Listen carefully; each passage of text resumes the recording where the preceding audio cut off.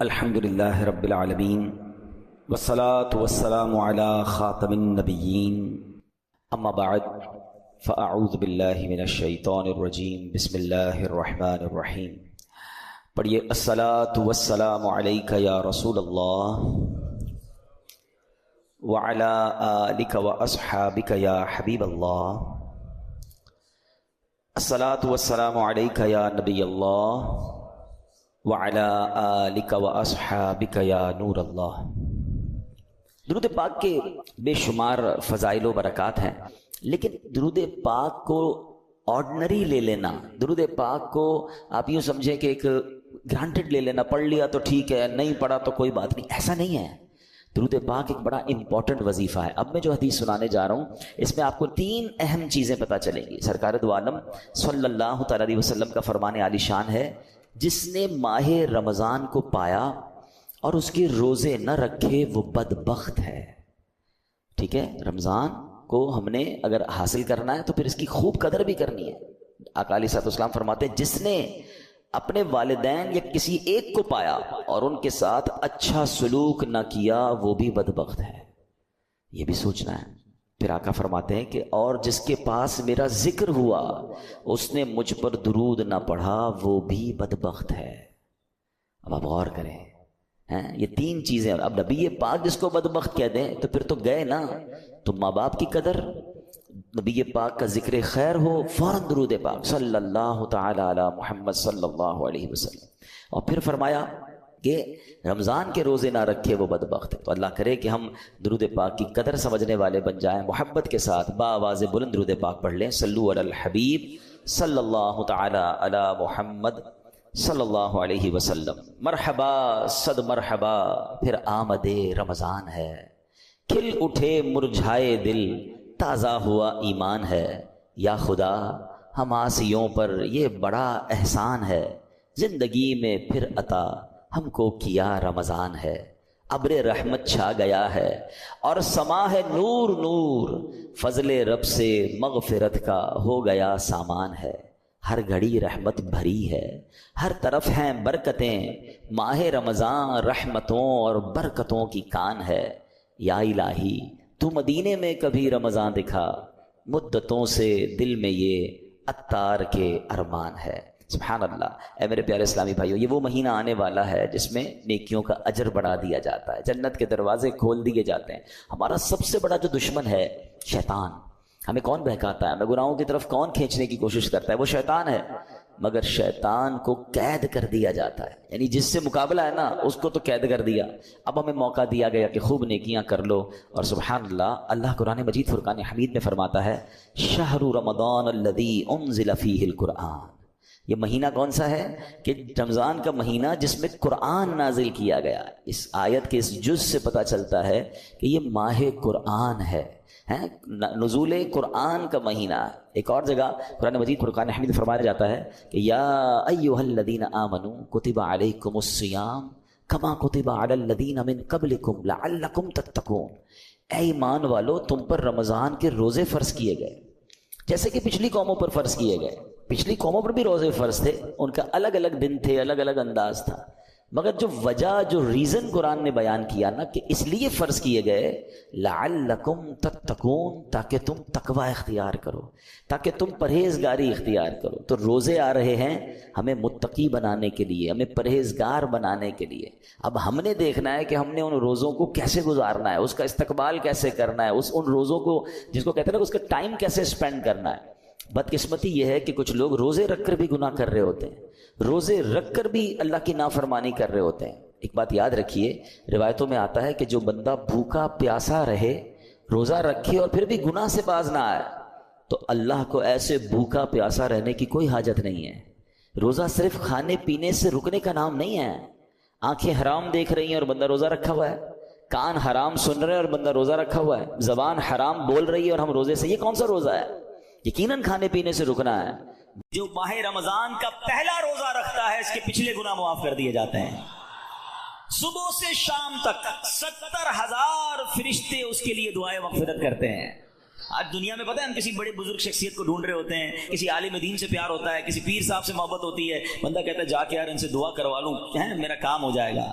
اللہ کے فرشتے, اور وہ بھی کتنے 70,000 صبح سے شام تک روزہ دار کے لیے دعائیں کر رہے ہیں. سبحان اللہ. جس میں نفل کا ثواب فرض کے برابر، فرض کا ثواب 70 گنا بڑھا دیا جائے گا. رمضان مبارک کی جب پہلی رات آتی ہے، اللہ پاک اس امت کی طرف نظر رحمت فرماتا ہے، اور جس پر اللہ نظر رحمت فرمائے اسے کبھی عذاب نہ دے گا. اس سے کیا پتہ چل رہا ہے؟ 2-3 باتیں آ گئی ہیں کہ پہلی رات بڑی امپورٹنٹ ہے. پہلی رات آنے والی ہے نا، first night of Ramzan is very important. آپ نے سنا اس رات ہمیں یہ 2 رکعتیں پڑھنی ہیں. پھر فرمایا اس رات اللہ جس پر نظر رحمت فرمائے گا اس پر کبھی عذاب نہیں ہوگا. اور پھر کیا فرمایا کہ پہلی رات آسمانوں کے دروازے کھول دیے جاتے ہیں. سبحان اللہ. تو یہ خاص رات ہے. فرمایا اس مبارک مہینے میں بخشش کے پروانے بانٹے جائیں گے. کون سا وقت بڑا سینسیٹیو ہے؟ جو افطار کا وقت ہے نا، یہ بڑا سینسیٹیو ہے، بڑا حساس، بڑا خوبصورت وقت ہے. حدیث پاک میں آتا ہے جس کا مضمون ہے ہر روز افطار کے وقت 10 لاکھ گناہگاروں کی بخشش کی جائے گی. اور اس مبارک مہینے میں جتنے جمعے ہوں گے، فرمایا تب تو وارے نیارے ہو جائیں گے. جمعرات کی مغرب سے لے کر غروب آفتاب سے جمعے کے غروب آفتاب تک، یہ جو 24 آورز ہیں، یہ جو دن رات ہے، فرمایا ہر گھڑی میں 10 لاکھ گناہگار جہنم سے آزاد کر دیے جاتے ہیں. اور وہ بھی کون سے؟ جن پر جہنم واجب ہو چکی تھی، گناہوں کی وجہ سے جن پر جہنم واجب ہو گئی، وہ گناہگار بخشے جائیں گے. اللہ اکبر. اب سوچو یہ رمضان کیسا مہینہ ہے، اس کی کتنی خوشی ہونی چاہیے، کتنی پریپریشن ہونی چاہیے. افطار کا وقت تو اتنا نازک وقت ہے کہ 10 لاکھ بخشے جا رہے ہیں. ہم افطار میں کس کام میں لگے رہتے ہیں بھائی؟ سموسے آگے کے نہیں آئے، پکوڑے آگے کے نہیں آئے، شربت کہاں ہے، دہی بلے کہاں ہیں، فلاں چیز کہاں ہے. گھر میں ایک افراتفری مچی ہوئی ہوتی ہے. Please try to understand. یہ افطار کا وقت مانگنے کا وقت ہے، گر گڑانے کا وقت ہے، آنسو بہانے کا وقت ہے کہ مولا آج 10 لاکھ بخشے جا رہے ہیں. ان بخشے جانے والوں میں میرا بھی نام لکھ دے. کاش سارے اپنے گھر والوں کو بھی کہہ دیا کرو کہ چھوڑ دے کچن کے کام، ہم بیٹھ جائے، جو ہو گیا تیار ٹھیک ہے. کیا ہی اچھا ہو کہ باپ بھی بیٹھا ہو، ماں بھی بیٹھی ہو، بچے بھی بیٹھے ہوں اور ہاتھ اٹھے ہوئے ہو، اللہ کی بارگاہ میں التجائے ہوں، اے اللہ ہمارا گھرانہ تیرے دربار میں حاضر ہے. اے اللہ افطار کا وقت ہے، 10 لاکھ بخشے جائیں گے. اس بخشے جانے والوں میں ہماری فیملی کا، ہمارے گھر بار کا نام لکھ دے. اے میرے اسلامی بھائیوں، کچھ ایسا انتظام گھر میں کریں کہ 10 15 20 منٹ پہلے آپ سارے کاموں سے فارغ ہو جائیں، اب دعاؤں میں گزاریں. افطار سے پہلے بھی دعا کریں، مگر جو خاص مقبولیت کی گھڑیاں ہیں وہ عین افطار کے بعد ہیں. افطار میں لگ جاتے ہیں ہم، کوئی کھجور کھا لی، پانی پی لیا، دوبارہ ہاتھ اٹھائیں، دوبارہ مانگیں. یہ وقت ہے مانگنے کا، یہ قبولیت کی گھڑیاں ہیں. اللہ کرے کہ ہم ان لمحات کو پراپر انداز میں، صحیح انداز میں گزارنے میں کامیاب ہو جائیں. پہلی بات تو یہ کہ اس میں جو بندگی ہے نا، جو اللہ سے محبت نظر آتی ہے کہ سامنے پانی موجود ہے، کھانا بھی موجود ہے، مگر میرے رب کا حکم ابھی تک نہیں ہوا ہے، ابھی افطار کا وقت نہیں ہوا ہے. اس سے انسان کی اللہ سے محبت چھلکتی ہے کہ بندہ اللہ کو راضی کرنے کے لیے کھانے سے بھی رک گیا، پینے سے بھی رک گیا، اپنی خواہشات سے بھی رک گیا. اور روزے کے فضائل کتنے ہیں، یہ اتنا زبردست نیکی کا کام ہے. یہ پورا جسم سمجھ لیں عبادت کر رہا ہے. آپ کی پوری باڈی جو ہے نا وہ اس وقت عبادت میں مصروف ہے، کیونکہ باڈی کی جو نیڈ پوری ہوتی ہے وہ پانی سے ہوتی ہے، کھانے سے ہوتی ہے، اس سے آپ رکے ہوئے ہیں. تو گویا انسان کا پورا جسم اللہ کی عبادت میں مصروف ہے. بدقسمتی سے کئی لوگ ایسے اب سنتے ہیں کہ روزہ رکھنے میں سستی کرتے ہیں، تو وہ بھی سستی نہ کریں کہ روزے کے بارے میں سنیے کہ کیسے کیسے فضائل احادیث میں آئے. نبی پاک علیہ الصلوۃ والسلام فرماتے کہ بے شک جنت میں ایک دروازہ ہے جس کو ریان کہا جاتا ہے، اس سے قیامت کے دن صرف روزہ دار داخل ہوں گے اور کوئی داخل نہیں ہوگا. اسپیشل ڈور ہوگا جنت کا. آپ دیکھتے کبھی کبھی ایئرپورٹ پر جاتے ہیں یا کسی جگہ جاتے ہیں، ایک وی آئی پی گیٹ ہوتا ہے اور اس وی آئی پی گیٹ سے لوگ داخل ہوتے ہیں جو وی آئی پیز ہوتے ہیں. تو اے روزہ داروں تمہیں مبارک ہو کہ جنت میں وہ دروازہ ہوگا جس کو باب الریان کہا جاتا ہے، اور اس سے روزہ دار جنت میں داخل ہوں گے. اور قیامت کے دن ایک اناؤنسمنٹ ہوگا، کہا جائے گا روزے دار کہاں ہیں؟ وہ لوگ کھڑے ہوں گے، ان کے علاوہ کوئی اس دروازے سے داخل نہ ہوگا. جب یہ داخل ہو جائیں گے نا تو جنت کا وہ ڈور، وہ دروازہ بند کر دیا جائے گا. اس دن ان لوگوں کو کتنی افسوس ہوگا، کتنی حسرت ہوگی جو رمضان کے روزے نہیں رکھتے ہوں گے. بلکہ ہمیں تو یہ چاہیے کہ صرف رمضان کے روزے نہیں، ہم اس کے بعد بھی نفلی روزوں کی بھی کوشش کیا کریں. ہر پیر کو روزہ رکھنا سنت ہے. اچھا ایک اور فائدہ دیکھیں، جو پورا سال کچھ نہ کچھ نفلی روزے رکھتا ہے نا، اس کو رمضان کے روزوں میں اتنی پرابلم نہیں ہوتی، کیونکہ وہ عادی ہوتا ہے. Suddenly all of the sudden پورا سال گزرنے کے بعد جو اچانک روزے رکھنا شروع کرتے ہیں ان کو زیادہ بعض اوقات روزہ جو ہے وہ فیل ہوتا ہے. بہرحال نبی پاک علیہ الصلوۃ والسلام کا ایک اور فرمان سنیں، اے روزہ دارو تمہیں مبارک ہو. میرے آقا فرماتے جس نے رمضان کا روزہ رکھا اور اس کی حدود کو پہچانا اور جس چیز سے بچنا چاہیے اس سے بچا تو جو کچھ گناہ پہلے کر چکا ہے اس کا کفارہ ہو گیا. یعنی روزہ پچھلے گناہوں کا کفارہ ہے. روزے کی ایک اور شاندار فضیلت نبی پاک فرماتے ہیں جس نے ایک دن کا روزہ رکھا اللہ عز و جل کی رضا حاصل کرنے کے لیے اللہ عز و جل اسے جہنم سے اتنا دور کر دے گا جتنا ایک کوا جو بچپن سے اڑنا شروع کرے یہاں تک کہ بوڑھا ہو کر مر جائے. اچھا کوے کی عمر بتائی جاتی ہے کہ 500 سال ہوتی ہے. 500 سال تک پرندہ اڑے گا تو کتنا دور ہوگا؟ اللہ ایک روزہ رکھنے والے کو جہنم سے اتنا دور کر دے گا. مبارک ہو ان کو جو پورا مہینہ روزہ رکھتے ہیں اور ماشاءاللہ نفلی روزے بھی رکھتے ہیں. ایک اور خوبصورت بات میرے آقا علیہ الصلوۃ والسلام فرماتے ہیں ہر شے کے لیے زکوٰۃ ہے اور جسم کی زکوٰۃ روزہ ہے اور روزہ آدھا صبر ہے. اللہ اکبر. یعنی آپ کی باڈی کی زکوٰۃ ادا ہو رہی ہے کہ جب آپ رمضان میں روزے رکھ رہے ہیں ماشاءاللہ. تو ہمیں روزے کی پابندی کرنی چاہیے. ایک اور حدیث سن لے پھر میں انشاءاللہ روزے کے کچھ احکام بیان کرتا ہوں اور یہ بڑی کمال کی حدیث ہے. نبی پاک علیہ السلام نے فرمایا کہ قیامت والے دن روزہ داروں کے لیے ایک سونے کا دسترخوان رکھا جائے گا جس سے وہ کھائیں گے حالانکہ لوگ حساب کتاب کے منتظر ہوں گے. اب ذرا سوچئے آج بھوک لگ رہی ہے پیاس لگ رہی ہے کھانے سے رکے ہو نا. اس دن جب لوگوں کو حساب کتاب دینا ہوگا قیامت کے دن لوگ حساب کتاب دے رہے ہوں گے مگر جو روزہ دار ہوں گے ان کو قیامت کے دن جنتی دسترخوان لگا کر وہاں کھانا کھلایا جا رہا ہوگا. اس کا مطلب کیا ہوا؟ ادھر بھوکے رہ جاؤ ادھر نعمتیں ملیں گی. اگر ادھر کھانا ہے ادھر روزہ نہیں رکھنا ہے تو ادھر کی محرومی ہے. اب آپ کی مرضی ہے چوز کیا کرنا ہے سلیکٹ کیا کرنا ہے. اچھا روزے کی بہت ساری خوبصورتیوں میں ایک اور بڑی کمال کی خوبصورتی کیا ہے کہ بندے کا جو اللہ پر ایمان ہے نا اس کا لیول بہت ہائی ہو جاتا ہے. آپ ذرا غور کریں دنیا میں کروڑوں لوگ روزہ رکھ رہے ہیں ٹھیک ہے. آپ کے ساتھ بھی ایسا ہوا ہوگا آپ گھر میں اکیلے ہوں گے پانی سامنے موجود ہے فریج کے اندر فروٹ بھی کٹا ہوا ہے. کوئی ایک مسلمان ایسا ہے جو اکیلے میں چھپ کر پانی پی لیتا ہو کوئی ایک فروٹ کھا لیتا ہو کوئی نہیں دیکھ رہا نا چلو کوئی بات نہیں. وجہ واٹ از دا ریزن؟ یہاں تک کہ ہم جب وضو کر رہے ہوتے ہیں ہم اس وقت بھی احتیاط کر رہے ہوتے ہیں کہ کلی زور سے نہ ہو جائے کہیں حلق کے نیچے پانی نہ چلا جائے. ناک پہ پانی چڑھاتے وقت بھی احتیاط کرتے ہیں کہ ناک کی ہڈی سے اوپر چلا گیا تو روزہ ٹوٹ جائے گا. یہ کیوں؟ حالانکہ وضو خانے پہ کسی کو بھی نہیں پتا چلے گا میں ایک دو چلو پانی پی لوں لیکن ہم سب کا خیال کیا ہے اللہ دیکھ رہا ہے. یہی ہے نا دل میں کہ کوئی نہیں دیکھ رہا مگر رب دیکھ رہا ہے. اب ذرا غور کرو میرے پیارے اسلامی بھائیوں رمضان ساری دنیا کے مسلمانوں کا لیول آف ایمان ادھر لے جاتا ہے کہ تم اکیلے میں کھانا نہیں کھا رہے کیونکہ اللہ دیکھ رہا ہے. تو اب سوال یہ ہے کہ جب اللہ رمضان میں دیکھ رہا ہے تو کیا رمضان کے بعد نہیں دیکھ رہا؟ حلال کھانے سے رک گئے کیونکہ افطار کا وقت نہیں ہوا مگر بندہ پھر حرام دیکھنے سے کیوں نہیں رکتا کہ اللہ دیکھ رہا ہے؟ اکیلے میں گناہ کرتے وقت یہ خیال کیوں نہیں آتا کہ رب دیکھ رہا ہے؟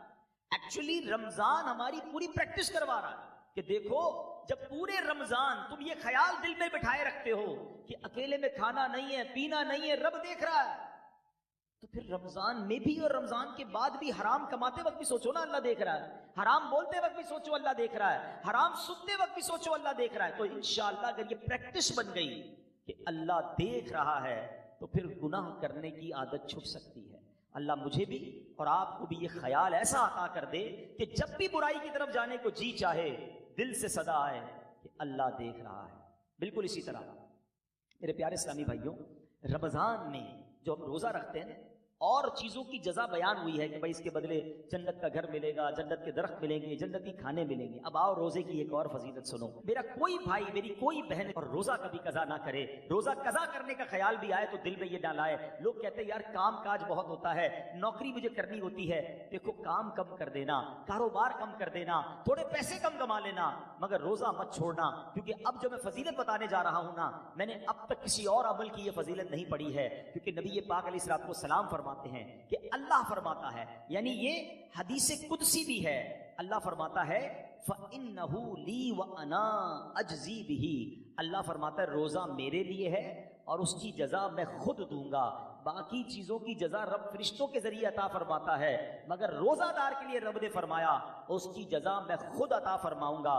بلکہ علماء اس کو ایک اور انداز سے بھی پڑھتے ہیں انا اجزا بہی. اس کے معنی یہ ہو گئے کہ روزہ میرے لیے ہے اور اس کی جزا میں خود ہوں. یعنی رب فرما رہا ہے میں اس کا ہو جاتا ہوں. تو اے روزہ دارو جس کا رب ہو جائے تو اس کے کام کیوں نہ بن جائیں, اس کی مشکلیں آسان کیوں نہ ہو جائیں. اور ایک اور میں شریعت کی لاجک بتا دیتا ہوں. بہت سارے کاموں میں نوجوان کہتے ہیں کہ جناب ادھر جو ہے بہت دل چاہتا ہے کہ بڑے بڑے میرے گھر ہوں, بڑی بڑی گاڑیاں ہوں, چاہے اس کے لیے حرام کمانا پڑے. دیکھو حرام کما کر اچھے گھروں کے لیے پیسے حرام مت کمانا, ادھر چھوٹے گھر میں صبر کر لو, اللہ نے تمہارے لیے جنتی گھر تیار کر رکھے ہیں. کچھ لوگ ادھر شراب پیتے ہیں, اللہ کو ناراض کرتے ہیں, دیکھو ادھر شراب نہ پینا, صبر کر لو, اللہ نے جنتیوں کے لیے جنتی شراب تیار کر رکھی ہے. مردوں کو زیور پہننے سے منع کیا کہ دیکھو یہاں زیور مت پہننا, سونا چاندی مرد کو پہننا الاؤ نہیں ہے, مگر جنت میں مردوں کو سونے کے زیورات عطا کیے جائیں گے. ادھر حرام عورتوں کی طرف,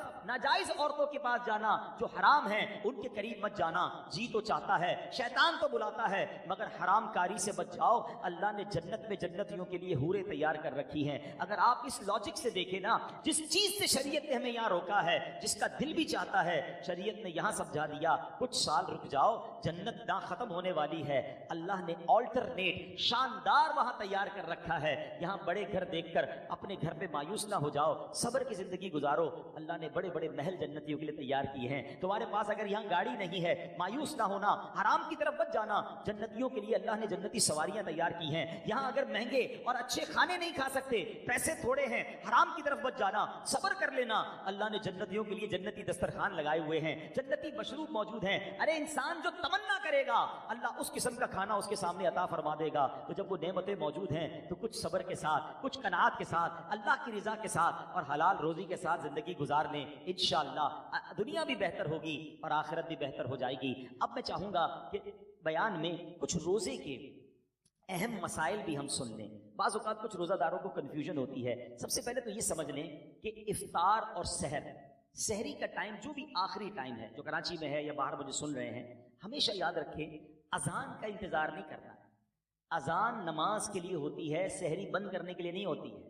ٹھیک ہے نا, ہو سکتا ہے مؤذن صاحب 5 منٹ لیٹ ہو جائیں, کبھی ان کی جناب. اچھا کچھ لوگ کہتے ہیں اذان ہوگی تو روزہ بند کریں گے, اور اگر آپ کے علاقے میں لائٹ ہی چلی گئی اور مائک ہی بند ہو گیا مسجد کا, پھر کیا کریں گے؟ روزہ بند نہیں کریں گے.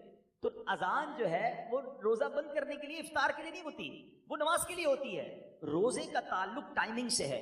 وقت سحر یعنی فجر کا وقت شروع ہوا, جیسے ہی شروع ہوا اب آپ کھا پی نہیں سکتے. 1 سیکنڈ بھی آپ نے زیادہ کھا لیا تو اب پورا دن آپ بے شک بھوکے رہیں, روزہ نہیں ہوگا, آپ کا روزہ شروع ہی نہیں ہوا. تو بیسٹ طریقہ کیا ہے, اپنی گھڑی کا ٹائم سیٹ رکھیں. اب تو موبائل فون آ گئے, جو انٹرنیٹ والے موبائل ہوتے ہیں اس میں بھی موبائل ٹائم بڑا پرفیکٹ پتہ چل رہا ہوتا ہے.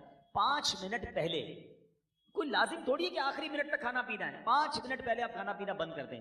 ٹوتھ پیسٹ وغیرہ کرنا ہے تو بھی کر لیں, اور اپنے تمام معاملات سے فارغ ہو جائیں, درود پاک پڑھیں, تاکہ آپ فرض روزہ ہے نا, اگلے 15 گھنٹے بھوکا رہنے کے لیے تیار ہیں, تو 5 منٹ زیادہ بھوکا رہ جائے نا بھائی, 5 منٹ 10 منٹ پہلے فارغ ہو جائیں سحری سے.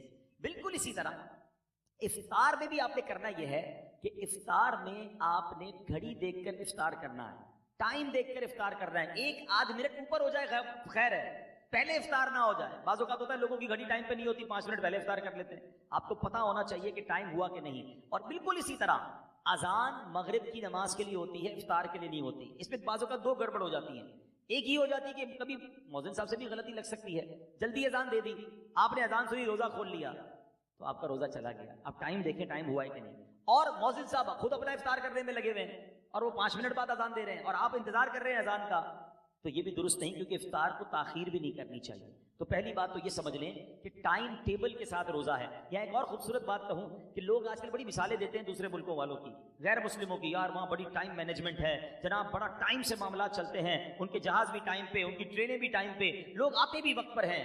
مجھے بتاؤ پوری دنیا میں ایک مذہب بتا دو کہ جو اتنا ٹائم مینجمنٹ کا درس دیتا ہو. ارے ہماری تو ساری عبادتیں ٹائم کے ساتھ ہیں.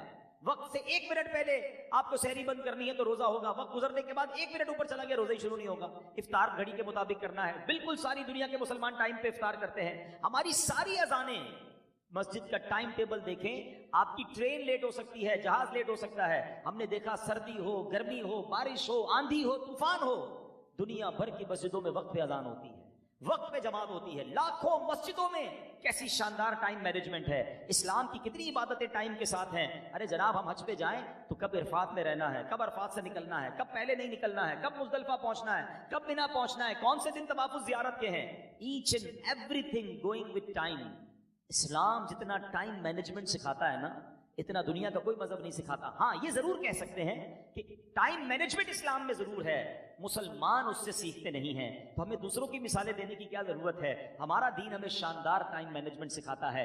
اچھا انجیکشن، روزے میں اگر کسی کو خون دینا ہے، جب آپ خون دیں گے تو آپ کا وضو ٹوٹے گا، لیکن اگر آپ انجیکشن لگواتے ہیں اس سے روزہ نہیں ٹوٹے گا. ٹھیک ہے، کان میں اگر کوئی ڈراپ ڈالتا ہے، اگر اس کا کان کا پردہ پھٹا ہوا نہیں ہے تو بھی اس سے روزہ نہیں ٹوٹے گا. ہاں آنکھ میں اگر کوئی ڈراپ ڈالتا ہے تو اس سے علماء فرماتے ہیں روزہ ٹوٹ جائے گا. تو ہمیں روزے کے بارے میں یہ معلومات بھی ہونی چاہیے. بعض اوقات لوگ جو ہے احتیاط نہیں کرتے اور وہ احتیاط نہ کرنے کی وجہ سے ان کا روزہ ٹوٹ جاتا ہے. جب یہ فرض ہے تو اس کے احکام سیکھنا بھی ضروری ہے، اس کی احتیاطیں سیکھنا بھی ضروری ہے. تو بہرحال میرے پیارے اسلامی بھائیوں، افطار کے وقت ایک اور کام کرنے والا ہے جو نارملی ہمارے یہاں نہیں ہوتا، کیونکہ روزانہ افطار کے وقت 10 لاکھ گناہگار جہنم سے آزاد کیے جاتے ہیں. روزانہ یہ اتنا مبارک مہینہ ہے، اس میں روزانہ افطار کے وقت 10 لاکھ گناہگار آزاد جہنم سے کیے جاتے ہیں. اور جب جمعرات کی رات آتی ہے اور جمعے کا دن آتا ہے تو فرمایا ہر لمحے 10 لاکھ گناہگار جہنم سے آزاد کیے جاتے ہیں. اب آپ سوچیں کہ افطار کے وقت ہماری کیا کیفیت ہونی چاہیے. ہمارے گھروں میں تو ایک ہنگامہ مچا ہوتا ہے، شربت کدھر ہے تو پکوڑے کدھر ہے تو فلاں چیز نہیں آئی.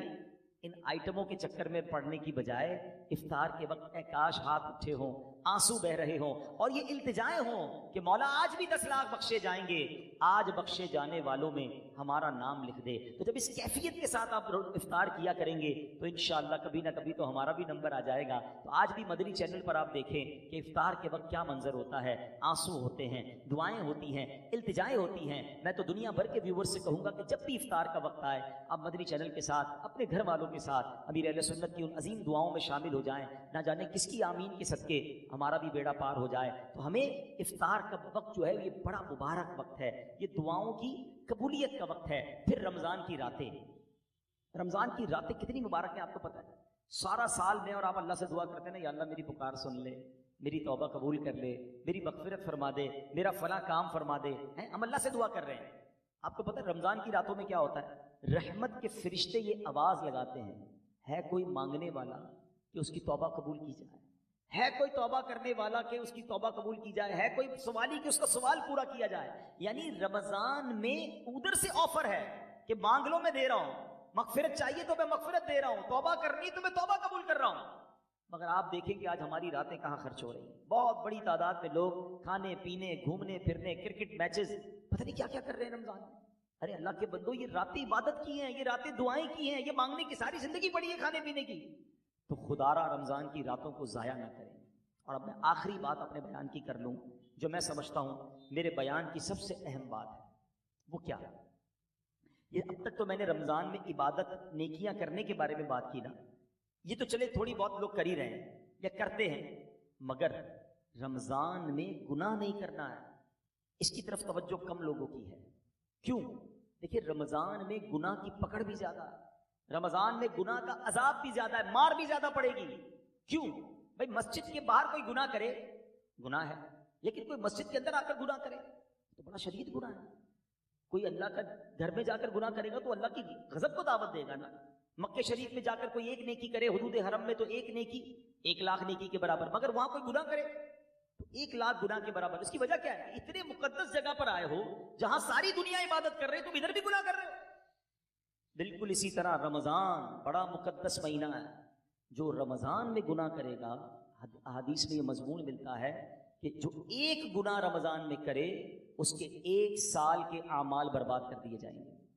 ہمارے ہاتھ میں موبائل ہوتا ہے، موبائل کھولا پتہ نہیں کیا دیکھ رہے ہیں، کیا سن رہے ہیں. خدا را اپنی زبان پر، اپنی آنکھوں پر، اپنے کانوں پر ہمیں قابو رکھنا ہے. یہ صرف کھانے پینے سے رکنے کا نام روزہ نہیں ہے. آنکھوں کا روزہ یہ بندہ حرام نہ دیکھے، زبان کا روزہ یہ بندہ حرام نہ بولے، پیٹ کا روزہ یہ بندہ حرام نہ کھائے. ادھر جناب بھوکے پیاسے تو ہیں، باقی سارے گناہ ہو رہے ہیں. احادیث میں یہ مضمون بھی ملتا ہے کہ وہ شخص جو بھوکا پیاسا رہے مگر گناہوں سے نہ بچے، ایسے بندے کے بھوکا پیاسا رہنے کی اللہ کو کوئی ضرورت نہیں ہے۔ تو کچھ لوگ رمضان میں فلمیں دیکھتے ہیں، ڈرامے دیکھتے ہیں، ٹائم پاس کر رہا ہوں یار، موبائل پہ گیمیں کھیل رہے ہیں، فضول کام نہ کریں نا، یہ پتہ نہیں اگلا رمضان ہمیں ملے نہ ملے۔ تلاوت کریں، ذکر و اذکار کریں، عبادت کریں، اور اس رمضان میں میں نے اور آپ نے مغفرت حاصل کرنی ہے، یہ بات یاد رکھیے گا۔ میرے آقا علیہ الصلوۃ والسلام نے جبریل امین کی ایک دعا پر آمین ارشاد فرمائی۔ صحابہ نے پوچھا حضور آپ نے کون سی دعا پر آمین فرمائی؟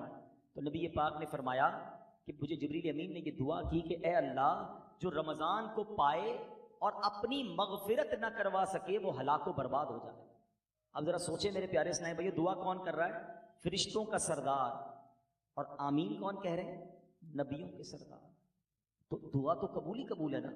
اب رمضان میں جس کی مغفرت نہ ہوئی نا وہ برباد ہو جائے، تو روتے رہیے، التجائیں کرتے رہیے، اللہ سے معافی مانگتے رہیے، تلاوت کرتے رہیے، پتہ نہیں اگلی بار رمضان نصیب ہو کہ نہ ہو۔ جن کو اللہ نے نوازا ہے غریبوں کی مدد کیجیے، سحر و افطار میں خرچ کیجیے، اپنی زکوٰۃ پوری دیجیے، اور اللہ کی راہ میں اور خرچ کیجیے تاکہ غریب مسلمانوں کا بھی بھلا ہو جائے۔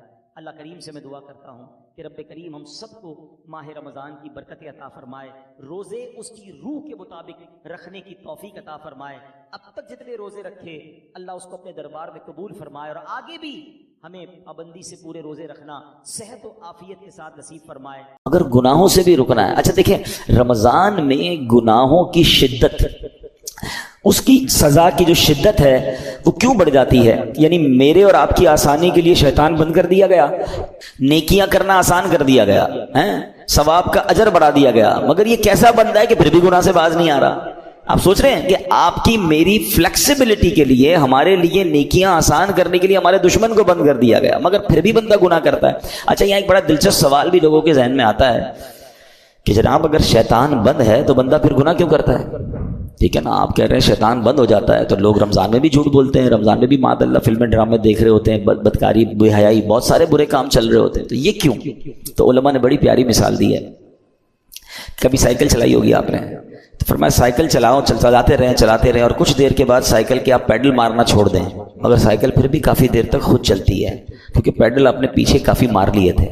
تو بتایا جو 11 مہینے شیطان نے آپ کے پیڈل مارے ہیں نا، ٹھیک ہے، 11 مہینے چلتے رہے شیطان کے ساتھ، اب شیطان تو بند ہو گیا، باقی کام اسی انہوں نے خود ہی کر رہے ہیں۔ وہ شیطان بند ہے، بندہ خود ہی اس کو جو پیڈل مارے سائیکل چل رہی ہے، بریک تو لگاؤ بھائی، ہاں بریک لگا لو گے تو پھر نہیں چلنی کیونکہ پیڈل مارنے والا اب کوئی نہیں ہے۔ مگر مسئلہ یہ کہ ہم بریک مارنے کے لیے تیار نہیں ہوتے نا، ہماری جو عادتیں ہم اس کو کنٹینیو کر لیتے ہیں۔ معاذ اللہ جس کی جھوٹ بولنے کی عادت، بد نگاہی کی عادت، موبائل پر الٹی سیدھی چیزیں دیکھنے کی عادت، لڑائی جھگڑے کی عادت، گالی گلوچ کی عادت، حرام کمانے کی عادت، وہ رمضان میں اس لیے بند نہیں ہوتی کہ اس نے بریک نہیں لگاتا۔ وہ مجھے اور آپ کو ابھی سے بریک لگا لینا ہے، 3-4 دن تو شیطان سے لڑ لو یار، پھر تو ویسے ہی رمضان آ جائے گا، وہ بند ہو جائے گا۔ ابھی سے پریکٹس کرنی ہوگی۔ ایسا نہیں ہوگا کہ جب اعلان ہوگا کہ مبارک ہو ماہ رمضان کا چاند نظر آ گیا تو ہماری ساری بری عادتوں کے سوئچ آف ہو جائیں گے، جھوٹ کا سوئچ آف، بدنگاہی کا آف، لڑائی جھگڑے کا آف، نہیں، وہ آپ کو آف خود کرنے پڑیں گے، اور ابھی سے کریں، اس کو پلان کریں کہ مجھے رمضان میں کوئی گناہ نہیں کرنا، رمضان نیکیوں کے لیے آ رہا ہے۔ اس مہینے میں ایک بار کیا ہوا کہ پیارے آقا علیہ الصلوۃ والسلام ممبر اقدس پر تشریف لے گئے تو آپ نے آمین ارشاد فرمایا۔ طویل حدیث ہے، میں اس کا ایک جز سنا دیتا ہوں۔ آمین ارشاد فرمایا، صحابہ نے کہا حضور آپ نے آمین فرمایا؟ کہا جبریل امین آئے تھے، انہوں نے دعا کی کہ جو رمضان کو پائے اور اپنی مغفرت نہ کروا سکے وہ ہلاک و برباد ہو جائے۔ نبی پاک فرماتے میں نے اس دعا پر آمین کہا ہے۔ مجھے بتائیں دعا کرنے والا کون؟ فرشتوں کا سردار ہے روح الامین۔ آمین کہنے والا کون؟ نبیوں کے سردار صلی اللہ تعالی علیہ وآلہ وسلم۔ مجھے بتائیں کوئی شک و شبہ باقی بچتا ہے اس دعا کے قبول ہونے میں؟ 100% مقبول ہے نا۔ دعا ہو رہی ہے کس کے لیے؟ جو رمضان کو پا کر اپنی مغفرت نہ کروا سکے۔ تو اب آپ بتائیے کتنا کانشیسلی رمضان گزارنا چاہیے، کتنا فکر کے ساتھ رمضان گزارنا چاہیے کہ یار کچھ بھی ہو جائے میں نے رمضان میں اللہ کو راضی کرنا ہے، میں نے مغفرت لینی ہے، میں نے اس کو ضائع نہیں ہونے دینا ہے۔ تو اس کے لیے پریپریشن کریں نا، اس کے لیے تیاری کریں، اپنے ذہن کو فریش کریں، سوچیں میں نے رمضان کیسے گزارنا ہے، آ جائے گا تو دیکھ لیں گے۔ نہیں، آپ کے گھر پہ کوئی مہمان آنے والا ہو ایسے کرتے ہیں کہ یار آ جائے گا تو دیکھ لیں گے، نہیں یار اس کو کھلانا کیا ہے، بٹھانا کہاں ہے، انتظام کیا ہوگا۔ پھر جتنا اہم مہمان اتنی زبردست تیاری کرتے ہیں آپ ہیں، گھر بھی سجاتے ہیں، بعض اپنے گھر کو صاف کرتے ہیں کہ یار بہت اہم مہمان، ایسا مہمان جس کا برسوں سے انتظار تھا، ہیں میرا سب سے بیلوڈ، سب سے پیارا آ رہا ہے، تو آپ اور تیاری کرتے ہیں، اس کے استقبال کی تیاری کرتے ہیں، اس دن اچھے لباس پہنتے ہیں. تو کیا ایسا نہیں ہو سکتا کہ ماہ رمضان کی آمد سے پہلے ہم گھر میں صفائی ستھرائی کریں، ہیں گھر میں خوشبو لگائیں، اپنے لیے اچھے لباس، صاف ستھرے لباس تیار کریں، مینٹلی پریپیئرڈ کریں اپنے اور اپنے بچوں کو بھی. ہمارے بچوں کو بھی بعض اوقات نارمل لے رہے ہوتے، اچھا رمضان آ گیا ٹھیک ہے، نہیں، اللہ کرے کہ ہمارے گھر میں، ہماری فیملی میں، ہمارے خاندان میں، بلکہ ہمارے ملک میں، ساری دنیا میں ایک شور ہو، ایک خوشی کا سما ہو، مبارک ہو رمضان آنے والا ہے. بی پریپیئر یور سیلف. صحابہ کرام پریپریشن کرتے تھے. آپ کو پتہ ہے لوگ اپنے کاروبار سمیٹنا شروع کر دیتے تھے کہ یار رمضان میں زیادہ کام نہیں کرنا ہے، پیسے دینے تو دے دیے، لینے ہیں تو لے لیے. یہاں تک کہ جو حکام ہوتے تھے، جو ججز ہوتے تھے، جن کو معاف کرنا ہوتا تو معاف کر دیتے تھے، جن کو سزا دینی ہوتی تھی، یعنی جو چاہتے تھے کہ رمضان سے پہلے چیزیں کمپائل ہو جائیں اور پھر ہمارا فوکس جو ہے وہ رمضان میں عبادت پر رہے. یہاں تو ایسا ہے ہی نہیں. کچھ لوگوں کو تو پڑے پرواہ ہی نہیں، بلکہ الٹا ہو رہا ہے. کچھ لوگ ہو سکتا ہے کہ رمضان میں زیادہ پیسے کیسے کمانے اس کی تیاری میں لگے ہوئے ہوں گے. کچھ یہ بھی پریپریشن چل رہی ہوگی، یہ بھی سٹاک لے لو، یہ بھی خرید لو، اس کے ریٹ بڑھ جائیں گے، اس کو جناب اس میں بہت کمائیں گے، پھر آخری عشرے میں الگ کمائیں گے. رمضان کاروبار کے لیے نہیں، رمضان کھانے پینے کے لیے نہیں، رمضان تو مغفرت کروانے آ رہا ہے. آپ کو پتہ ہے پچھلے رمضان میں کئی لوگ ہمارے ساتھ تھے، وہ آج ہمارے ساتھ نہیں ہیں. ہمیں کیا معلوم؟ پہلے تو اللہ سے یہ دعا کرتے ہیں کہ یا اللہ خیر سے، عافیت سے ہمیں رمضان سے ملا دے. بڑی پیاری دعا ہے نا، اللہم بلغنا رمضان بالصحت وعافیہ. اے اللہ ہمیں رمضان سے صحت اور عافیت کے ساتھ ملا دے. پہلی دعا تو ہماری یہ ہے. اور پھر دوسری دعا یہ ہے کہ اللہ یہ رمضان ہمیں ہماری مغفرت کا سامان بن جائے. کیا پتہ یہ آخری رمضان ہو ہمارا، تو ہمیں اس کی قدر کرنی ہے، ذہنی طور پہ تیار ہو. بلکہ میں تو مشورہ دیتا ہوں فزیکلی بھی تیار ہونا شروع ہو جائیں. زیادہ محنت کے کام تھوڑا کم کر دیں، تھکاوٹ والے کام کم کر دیں، زیادہ ٹریولنگ کم کر دیں. کیونکہ اگر آپ کی طبیعت خراب ہو گئی ہے، اگر جس کو فکر ہے نا کہ میں نے پورے روزے رکھنے ہیں، پوری تراویحیں پڑھنی ہے، تو وہ اپنے آپ کو ذرا سیکیور کرے گا. آپ کو پتہ ہے جس کی شادی ہوتی ہے کیا کہتے ہیں دولہے کو، بھائی ذرا خیال رکھنا، شادی والے دن ہی بیمار مت ہو جانا. شادی سے 4 5 6 دن پہلے، 8 دن پہلے اس کو ریسٹ کرواتے ہیں، اس کو زیادہ ٹریول نہیں کرواتے. ٹھیک ہے، اچھی بات ہے، ایک بڑا ایونٹ ہے. تو جس طرح اپنے گھر کے کسی بڑے ایونٹ کی آپ پریپریشن کرتے ہیں، یو شوڈ تھنک اباؤٹ رمضان. یہ اللہ کی طرف سے تحفہ آ رہا ہے، یہ وہ مہینہ ہے جو میری مغفرت مجھے بخشوانے آ رہا ہے. مولا علی شیر خدا کرم اللہ تعالی وجہ الکریم کیا فرماتے ہیں؟ اس کا مضمون ہے آپ کی کال کا، اس امت کو اگر اللہ کو عذاب دینا ہوتا نا، اللہ کی رضا یہ ہوتی کہ اس امت کو پنشمنٹ ملے، تو اللہ انہیں رمضان اور قرآن عطا نہ فرماتا. یہ 2 چیزیں ایسی دے دی ہیں نا، جس کو پکڑ لو نا سبحان اللہ پھر بیڑا پار ہے. ہاں، رمضان اور قرآن دونوں قبر میں شفاعت کرتے ہیں. کیسے؟ رمضان کہتا ہے یا اللہ میں نے اس بندے کو جو ہے وہ کھانے پینے سے روکا تھا، دن میں کھانے پینے سے روکا تھا. قرآن کہے گا مولا رات میں نے سونے سے روکا، یہ قرآن پڑھتا تھا، تراویح سنتا تھا. تو جس نے رمضان اور قرآن کو تھام لیا نا، یہ دونوں آپ کا کام کریں گے، یہ شفاعت کریں گے قیامت کے دن. مگر جو نہ دن میں روزے رکھے، نہ رات تراویح پڑھے، جو نہ دن میں عبادت کرے، نہ دن میں اللہ کو راضی کرے، نہ رات قرآن سے محبت کرے، تو وہ کیا کہاں جائے گا؟ Try to understand. ایک حدیث، اتنی حدیثیں میں آج بہت ساری چیزیں لے کر آیا تھا، مگر میں آپ کو کہوں کہ اگر رمضان کی فضیلت پر صرف ایک حدیث جو نبی پاک نے فرمائی نا، 1 لائنر، عقل مندارا اشارہ کافی است. کہتے ہیں نا عقل مندوں کے لیے اشارہ کافی ہوتا ہے. آقا کی ایک لائن کی جو حدیث ہے نا، سرکار دو عالم صلی اللہ تعالی علیہ وسلم فرماتے ہیں اگر میری امت کو معلوم ہوتا کہ رمضان کیا ہے، اگر میری امت کو معلوم ہوتا کہ رمضان کیا ہے، تو وہ تمنا کرتے کہ سارا سال ہی رمضان ہو. That's it. اسی سے بندہ سمجھ جائے کہ it means very big special, not only special. ایسا مہینہ ہے. اور نبی پاک سبحان اللہ آپ کا ایٹیٹیوڈ ہی بدل جاتا تھا، آپ کا اسٹائل ہی بدل جاتا تھا. آپ تو اللہ کے حبیب ہیں، دن رات اللہ کی عبادت میں تھے. مگر بی بی عائشہ صدیقہ رضی اللہ تعالیٰ عنہ فرماتی ہیں، دیکھیں گھر کی بات تو گھر والے ہی بتا سکتے ہیں نا. ہماری امی حضور بتاتی ہیں کہ رمضان آتا میرے آقا کے چہرے کا رنگ بدل جاتا، خوف خدا، گڑ گڑاتے تھے، روتے تھے، دعائیں کرتے، بستر پر کم آتے ہیں، رات رات بھر نوافل اور دعائیں ہو رہی ہیں.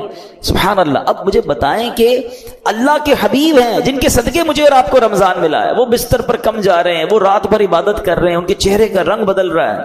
جبریل امین آتے تھے تو پیارے آقا جبریل امین کے ساتھ قرآن کا دور کرتے تھے اور سبحان اللہ خوب سخاوت کرتے تھے. یہ میرے آقا کے چند وہ کام ہیں جو اب ماہ رمضان میں اسپیشل کرتے تھے. ہمارے یہاں حال کیا ہے، آقا آرام کم کر دیتے تھے، ہم آرام بڑھا دیتے ہیں. ہمارے کئی لوگ جو رمضان میں سوتے ہی رہتے ہیں. بھائی آپ سوتے رہیں گے تو آپ نے پھر کیا روزے کو پایا؟ دیکھیں ایکچولی روزے کے کچھ میسیجز ہیں. روزہ ایسے رکھنا ہے، ایک تو جیسے میں نے بتایا کہ صرف کھانے پینے سے نہیں، گناہوں سے بھی بچنا ہے. دوسرا آپ کو نکاحت فیل ہو. اس کا ایک مقصود ہے کہ جب عصر کے بعد، خاص طور پہ ماشاءاللہ کئی لوگ میں جانتا ہوں، مجھے یہاں بھی نظر آ رہے ہیں، مزدور بھی ہیں ہمارے بھائی، نوکری پیشہ بھائی بھی ہمارے بیان میں آئے ہیں، تو یہ مجھے تو ان پہ یقین کرے رشک آتا ہے. اصل روزہ ہی ان کا ہے. ایسے بھی ماشاءاللہ ہیں جو صبح 8-9 بجے سے کام پہ جاتے ہیں اور محنت مزدوری بھی کر رہے ہوتے ہیں اور سبحان اللہ روزہ بھی رکھتے ہیں. اللہ ان کے صدقے ہم ناکاروں کا روزہ قبول فرما لے. ہم میں کئی وہ ہیں جو ایئر کنڈیشن روم میں بیٹھے رہتے ہیں، کام بھی ہے تو ٹیلی فون پر کام کرنا ہے. نو ڈاؤٹ روزہ ہمارا بھی ہے، لیکن اصل روزہ تو ان کا ہے نا، جو اتنی محنت کر کے بھی روزہ چھوڑتے نہیں ہیں. ہاں چھوڑنا نہیں ہے، یہ نہیں کہہ سکتے کہ یار میرا بڑا محنت والا کام ہے، بڑی مزدوری والا کام ہے. روزے سے مت کہو میرا کام ہے، کام کو کہو میرا روزہ. آپ کام کم کر دیں، تھوڑا کر لیں، مگر روزہ نہیں چھوڑ سکتے. تو میں یہ بتانا چاہ رہا تھا کہ آپ نے دیکھا جب آپ کا روزہ ہوتا ہے تو عصر کے وقت بڑی عجیب سی فیلنگ شروع ہو جاتی ہے. کسی چیز کا جی نہیں چاہتا، تھکاوٹ لگ رہی ہوتی ہے، پیاس لگ رہی ہوتی ہے، زیادہ بات کرنے کو جی نہیں چاہتا، غصہ کرنے کو جی نہیں چاہتا، بحث کرنے کو جی نہیں چاہتا. کیوں؟ کیونکہ ہماری باڈی میں اب انرجی کم ہو گئی ہے. تو اس میں پتہ ہے میسج کیا ہے؟ اے بندے تیری اوقات یہ ہے. یہ اصل اوقات جو پتہ چلتی ہے نا، جو کرو فر جاہو جلال کے ساتھ بہت زیادہ دھوم مچا رہے ہوتے ہیں، ان کو افطار سے پہلے اپنی پوزیشن خود چیک کرنی چاہیے کہ ابھی کیا حال ہے. اور یہ صرف 12-15 گھنٹوں کی مار ہے. اللہ پاک چاہے تو تمہیں ساری زندگی ایسے رکھ سکتا ہے نا. افطار کے بعد سیٹ ہو جاتے ہو، لیکن یہ افطار سے پہلے کی کیفیت عاجزی کی کیفیت ہے. بندہ سمجھے کہ یہ میری اوقات ہے. دیکھیں اللہ کرے میسج لینے والے بنے ہم، ورنہ نہیں لینے والے تو کچھ نہیں لیتے. اسی طرح جب میں اور آپ بیمار ہوتے ہیں، ہلکا سا بخار ہو جائے، پیٹ خراب ہو جائے، وہ کہتے ہیں نا پنجابی میں لگ پتا جاتا ہے ساڑی اوقات کی ہے. نہ بستر سے کھڑے ہونے کی ہمت، نہ بات کرنے کی ہمت. سردی لگ رہی ہے تو گھر والے کمبل اڑا رہے ہیں. کیسا بندہ جس کے جناب جاہو جلال، جس کے روب و دبدبا ہے، بالکل ایسا ہو جاتا ہے کسی کام کا ہی نہیں ہوتا ہے. لیکن بات یہ کہ اس سے بندہ میسج تو لے کہ یہ میری اوقات یار. ایک بخار، ایک پیٹ کا درد، ایک جناب گڑبڑ ہوئی طبیعت میں، بالکل میں تو 1 2 3 ہو گیا. تو میسج لو اس سے کہ یہ میری اوقات ہے. میں کس بات کا جناب اتراتا ہوں، کس بات کا کرتا ہوں. میرا رب چاہے تو ساری میری انرجی مجھ سے واپس لے سکتا ہے. پھر روزے میں افطار سے پہلے ایک اور میسج لینا ہے. وہ میسج یہ ہے کہ ہمیں یہ پتا چلتا ہے کہ بھوک کیسا بندے کو توڑ دیتی ہے. ہمیں پتا ہے ہم افطار کے بعد کھانا کھا لیں گے، مگر کئی بیچارے وہ ہوتے ہیں جو سارا سال بھوکے ہیں. کئی بار مہینے میں جن کے گھر میں روٹی نہیں پکتی ہے، ان کا تو گویا روز ہی روزہ ہے نا. وہ تو روز اس کمزوری سے گزر رہے ہیں. کئی بچے ہیں جن کو پورا کھانا نہیں مل رہا. پاکستان کی تو رپورٹ آئی تھی کہ کئی بچے جن کو پراپر نیوٹریشن ہی نہیں ملتا، وہ بڑے ہی نہیں ہو پاتے، ان کی نشو نما ہی نہیں ہو پا رہی، کیونکہ نہ ان کو پروٹین مل رہا ہے، نہ ان کو دودھ مل رہا ہے، نہ ان کو غذا مل رہی ہے. تو جو امیر بھی ہے نا، اس کو بھی مزہ چکھا دیا گیا ہے، اس کو بھی سمجھ لو غریب کا احساس دلایا گیا ہے کہ افطار سے پہلے اپنی حیثیت دیکھو کہ جو تم اب اس وقت فیل کر رہے ہو سکتا ہے کئی لوگ ایسے ہو جو ساری زندگی یہ فیل کر رہے ہیں.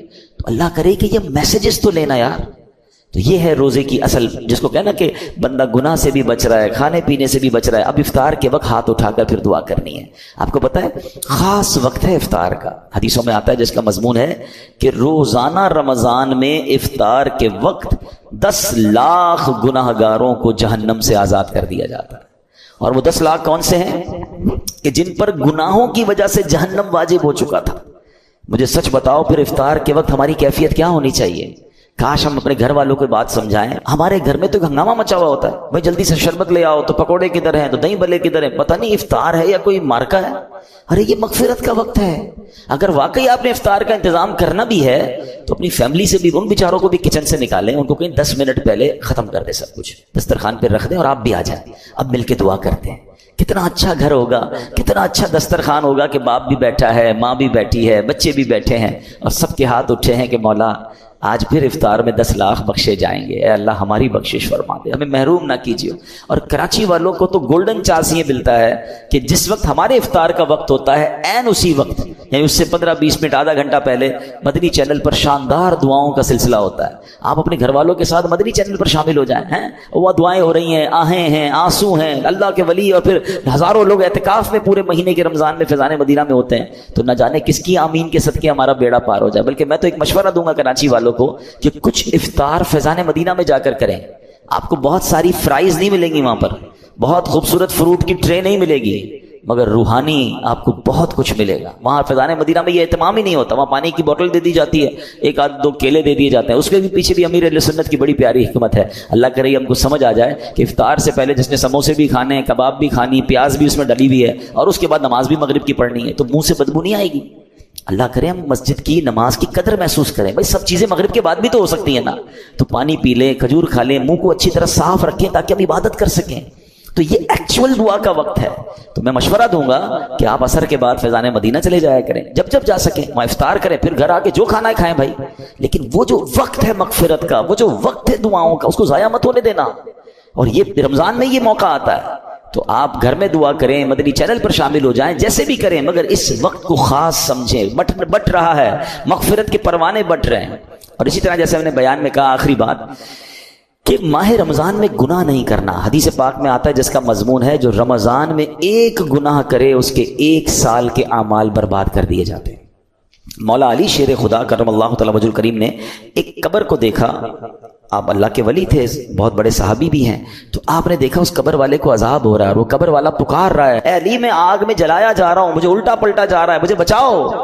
مولا علی شیر خدا کرم اللہ تعالی وجہ الکریم نے اللہ کی بارگاہ میں دعا کی کہ مولا یہ بندہ جل رہا ہے, اسے نجات دے دے. تو ارشاد ہوا اے علی آپ اس کی سفارش نہ کریں. تو عرض کرتے مولا میں سفارش نہ کروں, وجہ کیا ہے؟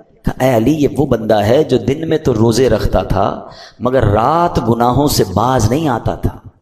اب بتائیں دن میں روزے رکھ کر رات گناہ کرنے والے کو یہ عذاب دیا جا رہا ہے, تو جو روزے بھی نہیں رکھ رہا اس کا کیا حال ہوگا؟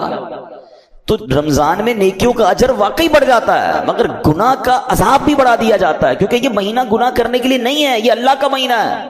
اب ادھر رمضان کی راتوں میں کوئی کرکٹ کھیل رہا ہے, کوئی لوگوں کی نیندیں خراب کر رہے ہیں, غلط کاموں میں لگے ہوئے, نہ کریں ایسا.